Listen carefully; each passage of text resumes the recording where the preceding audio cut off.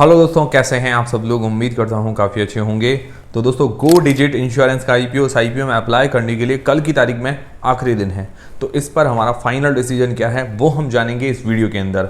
उसके अलावा दोस्तों, ऑफिस AW फेस जो नया आईपीओ आने वाला है 22 से लेकर 27 मई के बीच में, उसका प्राइस बैंड, मार्केट लॉट और डिटेल्स वगैरह आ गई है, वो भी हम डिस्कशन करेंगे। उसके अलावा इसका लेटेस्ट ग्रे मार्केट का प्रीमियम भी जानेंगे।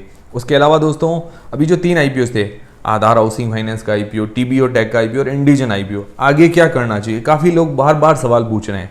हालांकि ये चीज़ मैं डिस्कस कर चुका हूँ, बट फिर भी वीडियो के अंदर उसके बारे में डिस्कशन करेंगे। उसके अलावा दोस्तों, HAL हिंदुस्तान एरोनॉटिक्स लिमिटेड का जो शेयर है उसके अंदर आज जबरदस्त तेजी देखने को मिली। उसके पीछे का कारण क्या है और उसके बारे में भी हम थोड़ा बहुत डिस्कशन करेंगे इस वीडियो के अंदर।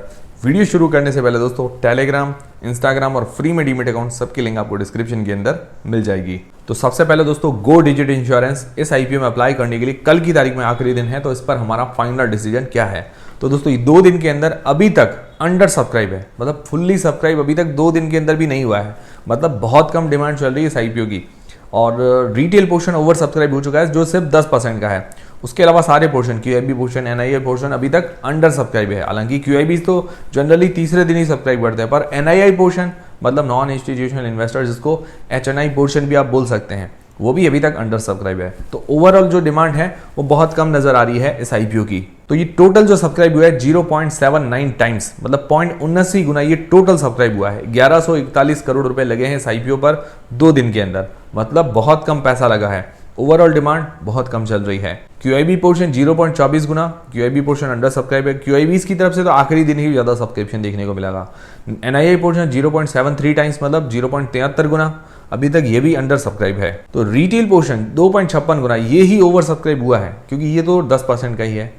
तो देखिए, सारे पोर्शन अभी देखा जाए तो बहुत कम सब्सक्रिप्शन है, मतलब अंडर सब्सक्राइब है ये आईपीओ, थोड़ा सा चिंताजनक बात है। GMP ग्रे मार्केट का प्रीमियम चल रहा है 10 रुपये पर शेयर, 55 शेयर्स का लॉट है, 550 रुपये जैसा एक लॉट पर फायदा देखने को मिल रहा है। परसेंटेज वाइज 3 से 4% जैसा ही ग्रे मार्केट का प्रीमियम है। मतलब डिमांड बहुत कम चल रही है। डिमांड यूं समझ के चलिए है ही नहीं। मिनिमम जो मेरा क्राइटेरिया रहता है पर्सनली, 20% हो GMP तो थोड़ा क्या है कि सेफ है, अप्लाई करने के लिए ईजी रहता है।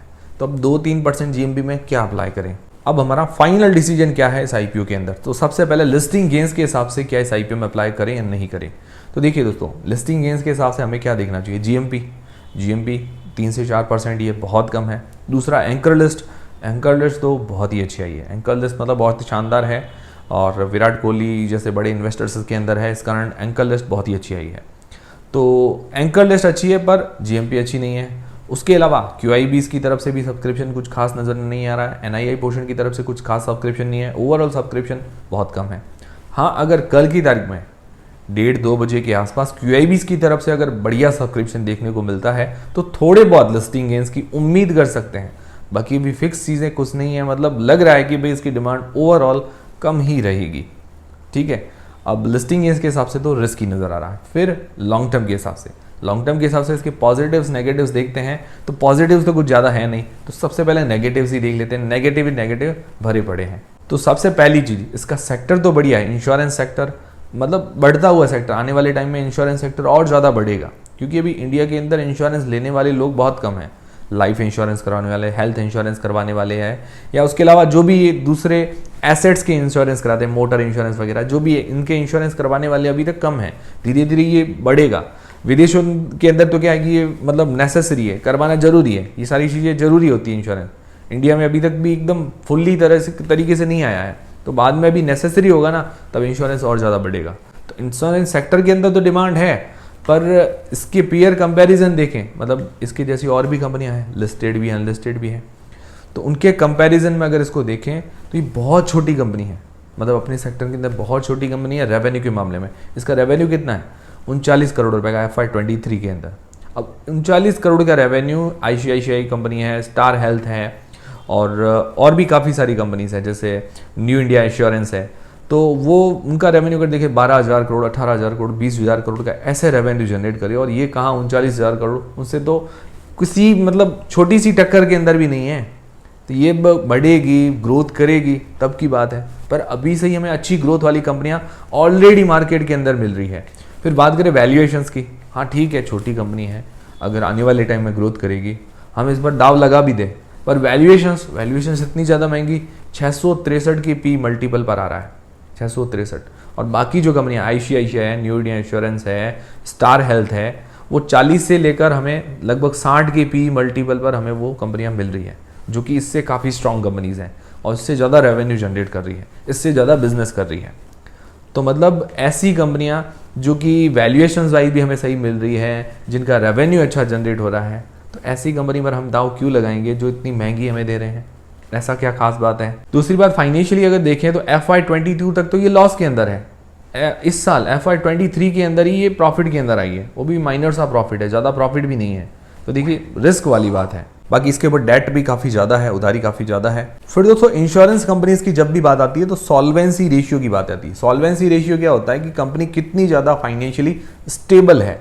भाई इंश्योरेंस कोई भी ले लेता है, मान लो कुछ हो जाए, भाई बाइक वगैरह गुम जो भी हो जाता है, भाई मोटर इंश्योरेंस भी करवाते हैं तो मोटर का भी इंश्योरेंस तो बढ़ना पड़ता है। अब कंपनी आने वाले टाइम में कितनी फाइनेंशियली स्टेबल है, मतलब वापस पैसे अगर इंश्योरेंस कोई क्लेम करता है तो दे पाएगी, नहीं दे पाएगी।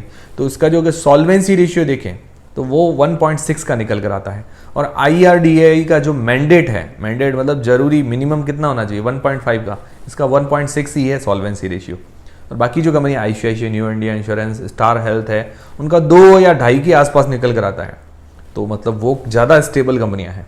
अभी देखिए कंपनी इनिशियल स्टेज के अंदर है, अगर फंडामेंटली फाइनेंशियली स्ट्रांग होती, वैल्यूएशन सही होती, तो फिर भी हम दाव लगा लेते। पर कुछ भी चीज़ें अच्छी नहीं है तो दाव किस बात का लगाएं? इससे अच्छी वैल्यूएशंस पर कंपनियां हमें मिल रही है, सस्ती वैल्यूएशंस पर कंपनियां मिल रही है। तो ये बहुत ज़्यादा नेगेटिव्स हो गए। ठीक है, अब पॉजिटिव क्या है? पॉजिटिव एक ही है कि विराट कोहली जैसा बड़ा नाम इसके अंदर शामिल है। एज ए क्रिकेटर मुझे विराट कोहली काफ़ी ज़्यादा पसंद है, ठीक है, बट अब देखिए विराट कोहली का सिर्फ नाम होने से हम किसी कंपनी में ऐसे दाव नहीं लगा सकते।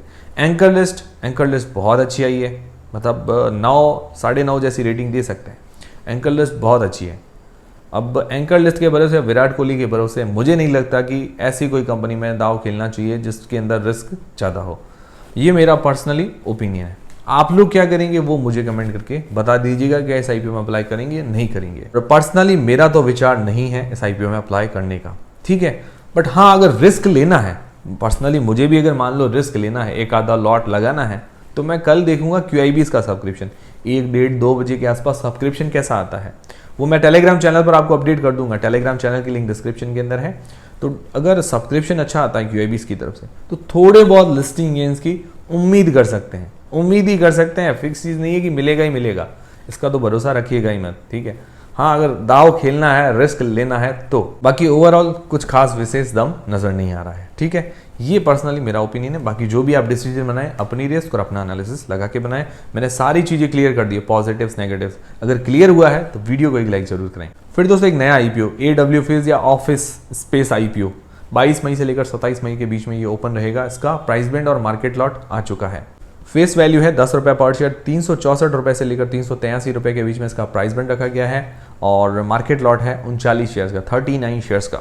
और इसका इश्यू साइज है 598 करोड़ रुपए का, 598 करोड़ रुपीस का इसका टोटल इश्यू साइज है। उसके अंदर फ्रेश इश्यू कितना है? 128 करोड़ रुपए का। तो फ्रेश इश्यू का साइज छोटा है। OFS है 470 करोड़ रुपए का, मतलब प्रमोटर्स वगैरह है या जो भी इन्वेस्टर्स हैं वो अपनी कुछ हिस्सेदारी सेल करेंगे। तो OFS का साइज ज़्यादा है, पर कंपनी की अगर फाइनेंशियल कंडीशन देखें तो बहुत खराब है। तो OFS कम होना चाहिए था और फ्रेश इश्यू ज़्यादा होना चाहिए था, तो ये मुझे थोड़ा नेगेटिव लगा। हालांकि रिव्यू वाले वीडियो के अंदर सारी चीज़ें क्लियर करेंगे। रिटेल पोर्शन है 10% का और इसकी लिस्टिंग डेट है 30 मई को। 30 मई को शेयर मार्केट के अंदर लिस्ट हो जाएगा। ये है डिटेल्स। रिव्यू वाला वीडियो कल आ जाएगा। GMP चल रही है करीब करीब अभी 25% के आसपास, और हो सकता है GMP वापस रिवाइज हो। अभी क्या है कि प्राइस बैंड मार्केट लॉट आज ही आया है, तो GMP हो सकता है वापस रिवाइज हो सकती है, वो मैं अपडेट आपको कर दूंगा। इसीलिए GMP के भरोसे तो ना रहें। फिर दोस्तों आधार हाउसिंग फाइनेंस का IPO आज उसके अंदर अपर सर्किट देखने को मिला। देखिए मैंने कल भी कहा था कि भाई अगर नीचे लिस्ट होता है तो जल्दबाजी नहीं करनी है सेल करने की। बाकी क्या है कि जिन लोगों ने सेल किया है, थोड़ा बहुत प्रॉफिट कमाया, वो भी अच्छी बात है। और आज और ज़्यादा प्रॉफिट हो गया तो ये और अच्छी बात है। मतलब ओवरऑल ठीक है, वैल्यूएशन साइज ठीक था। और मैंने आपको कहा था कि जब थोड़ा बहुत चढ़े तो थोड़े बहुत हम शेयर सेल कर सकते हैं ताकि हमारा सेफ हो जाए। भाई 47 शेयर है, 7 शेयर है, 17 शेयर सेल करके हम सेफ हो जाएंगे। भाई लॉन्ग टर्म में होल्ड करना भी है तो ठीक है।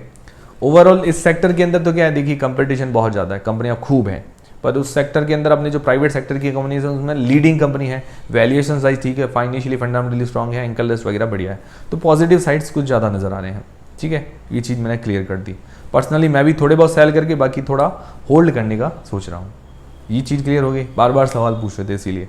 फिर टीबीओ टेक का आईपीओ सेक्टर वाइज बहुत बढ़िया है, यूनिक सेक्टर है, फाइनेंशियली स्ट्रॉन्ग है, फंडामेंटली स्ट्रॉन्ग है, एंकर लिस्ट बहुत बढ़िया है, तो सारी चीज़ें इसके अंदर भी अच्छी नज़र आ रही है।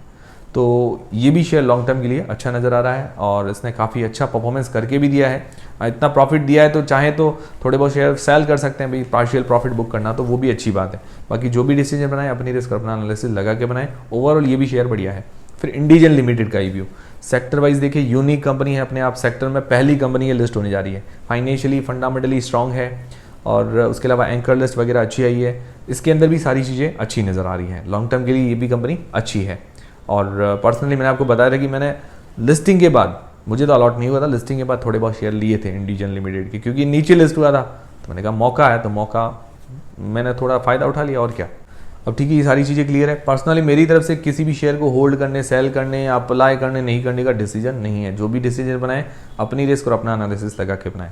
फिर दोस्तों HAL share, Hindustan aeronautics limited, मैंने इस शेयर को जब से देखा है तब से ये ऑल टाइम हाई पर ही बता रहा है, हर टाइम ऐसा ही चलता है भाई। मैं जब भी शेयर को देखता हूँ अपने ऑल टाइम हाई पर ये शेयर होता है। मैं करीबन ये स्प्लिट भी हो चुका है एक बार, जिसकी टाइम इसकी फेस वैल्यू 10 रुपये पर शेयर थी, अभी 5 रुपये पर शेयर, स्प्लिट भी हो चुका है। तो उस टाइम से मैं इस शेयर को देख रहा हूँ, तब से ही ऑल टाइम हाई पर है। मैंने एक बार शुरुआत में स्प्लिट होने से पहले 1000 रुपये के आसपास देखा था, ठीक है, तब भी मैंने देखा ये ऑल टाइम हाई पर है, 52 वीक के हाई पर है। मैं अब कैसे लूँ, मुझे थोड़ा लेने में अच्छा तो लग रहा था शेयर, पर ऐसा लग रहा था कि भी थोड़ा और गिर जाए, पर गिरने का तो हुआ नहीं, और ज़्यादा चढ़ गया। फिर थोड़ा हिम्मत हुई नहीं, फिर और ज़्यादा देखा, फिर बाद में देखा तो और ज़्यादा चढ़ गया, चढ़ता चढ़ता चढ़ता फिर शायद करीबन 4000 के आसपास पहुँचा था, फिर ये स्प्लिट हो गया था। फिर उसके बाद क्या है कि वापस ये शेयर मुझे लगता है 1100 के आसपास आया। फिर वापस ये शेयर जो है आज की तारीख में अगर देखिए तो 4600 रुपये के आसपास चल रहा है। और दिन में आज की तारीख में दोपहर में 4200 रुपये के आसपास चल रहा था। अभी भी ऑल टाइम हाई पर ही है, 4200 रुपये पर भी ऑल टाइम हाई पर था। और क्या कहते हैं 4600 रुपये क्यों गया, 4200 से सीधा 4600 जंप इसीलिए मारी क्योंकि इसका Q4 का रिजल्ट आया है। Q4 का रिजल्ट बहुत ही अच्छा देखने को मिला है, मतलब FY24 का जो लास्ट क्वार्टर का रिजल्ट है बहुत ही अच्छा देखने को मिला है। तो प्रॉफिट के अंदर 52% का जंप है ईयर ऑन ईयर बेसिस पर। ईयर ऑन ईयर मतलब पिछला साल का मार्च इस साल के मार्च से 52% का जंप है। और रेवेन्यू के अंदर 18% का जंप देखने को मिला है ईयर ऑन ईयर बेसिस पर। तो मतलब इतना बढ़िया ये रिजल्ट जनरेट कर रही है, तो इस कारण शेयर में हमेशा तेजी देखने को मिल रही है। मैंने जब से इस शेयर को देखा, अभी भी आप देख लो इसको ऑल टाइम हाई पर ही है। और मैंने पिछले पोर्टफोलियो में काफ़ी बार ये शेयर मैं आपको बता चुका हूँ, पर मेरी लेने की हिम्मत नहीं हुई थी। अभी मैंने कुछ टाइम पहले भी थोड़ा शेयर गिरा था, तब मैंने थोड़े बहुत शेयर लिए थे 3700 के आसपास, 3700 के आसपास। पर उसके बाद क्या है कि देखिए मेरा और लेने का विचार था, पर क्या है कि शेयर वापस चढ़ गया और मतलब मौका वापस मिला ही नहीं। एक बार मौका मिला था, उस टाइम मैंने एंट्री बना ली, फिर वापस मौका मिला ही नहीं शेयर के अंदर। ओवरऑल ये शेयर अच्छा है, फाइनेंशियली स्ट्रॉन्ग है, हर साल रेवेन्यू प्रॉफिट के अंदर बहुत अच्छी ग्रोथ है, फंडामेंटली स्ट्रॉन्ग है, पी वाइज अभी भी सही वैल्यूएशंस पर है, अपने जो भी कंपिटिटर्स हैं उनसे बहुत सही वैल्यूएशंस पर है। ऑर्डर बुक इसकी बहुत अच्छी है। ये क्या करती है, एयरक्राफ्ट होते हैं, एयरक्राफ्ट वगैरह, फाइटर जेट वगैरह है, ये मैन्युफैक्चर करती है, हेलीकॉप्टर मैन्युफैक्चर करती है।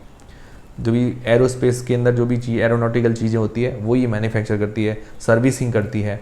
अब भी विदेशों से भी काफ़ी ऑर्डर आ रहे हैं, अलग अलग देशों से इसको काफ़ी ऑर्डर्स मिल रहे हैं। तो ऑर्डर बुक बहुत बढ़िया है, फ्यूचर इसका बहुत ब्राइट है, इस पर आप नज़र बना के रख सकते हैं। बस मैंने आपको जानकारी दी है कि इसका रिजल्ट अच्छा आया है, नज़र बना के रख सकते हैं। काफ़ी बार लोग पूछते हैं कोई शेयर अच्छा बताइए, तो ये शेयर अच्छा है, इस पर आप नज़र बना के रखिए। बाय सेल का रेकमेंडेशन मेरी तरफ से नहीं है, मैंने पॉजिटिव चीज़ें आपको बता दी है, अब डिसीजन आपको बनाना है कि आपको क्या करना है। तो दोस्तों ये थे सारे आज के अपडेट्स। उम्मीद करता हूँ हमारा वीडियो, हमारी जानकारी आपको काफ़ी पसंद आई होगी और हेल्पफुल रही होगी, जानकारी भरी रही होगी। जानकारी भरी रही है तो वीडियो को एक लाइक जरूर करें, इससे हमें काफ़ी मोटिवेशन मिलता है। चैनल को सब्सक्राइब कर लें और लोगों के साथ शेयर भी करें, जिनको ज़रूरत हो आईपीओ शेयर के रिलेटेड शेयर जरूर करें। तो मिलते हैं दोस्तों अगले वीडियो के अंदर।